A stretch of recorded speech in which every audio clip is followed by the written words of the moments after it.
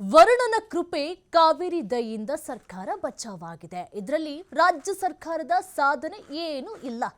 ಮಳೆ ಕಡಿಮೆಯಾದ್ರೆ ಮತ್ತೆ ಸಮಸ್ಯೆ ಎದುರಾಗುತ್ತೆ.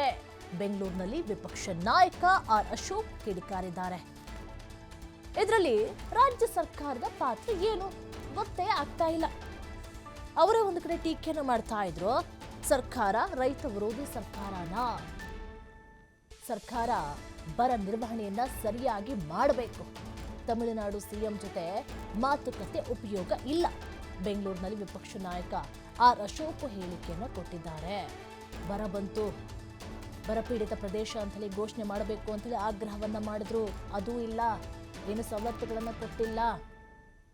ಇದರಲ್ಲಿ ಸರ್ಕಾರದ ಸಾಧನೆ ಏನು ಇಲ್ಲ. ಇಲ್ಲೇನಾಗಿದೆ? ವರುಣನ ಕೃಪೆ ಆಗಿದೆ, ಕಾವೇರಿ ದಯೆಯಿಂದ ಸರ್ಕಾರ ಬಚಾವಾಗಿದೆ ಅಷ್ಟೇ ಅಂತ ಹೇಳ್ತಿದ್ದಾರೆ. ಎಷ್ಟು ದಿನ ಬರುತ್ತೆ ಅನ್ನೋದು ಗೊತ್ತಿಲ್ಲ.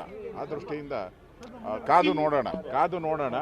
ಮುಂದಿನ ದಿನಗಳಲ್ಲಿ ಏನು ತೀರ್ಮಾನ ತೆಗೆದುಕೊಳ್ಳೋದು ನಾವು ತೆಗೆದುಕೊಳ್ತೀವಿ. ಅದು ಉಪಯೋಗ ಇಲ್ಲ. ತಮಿಳುನಾಡವರು ಯಾವತ್ತೂ ನಮ್ಗೆ ಸಪೋರ್ಟ್ ಮಾಡೇ ಇಲ್ಲ.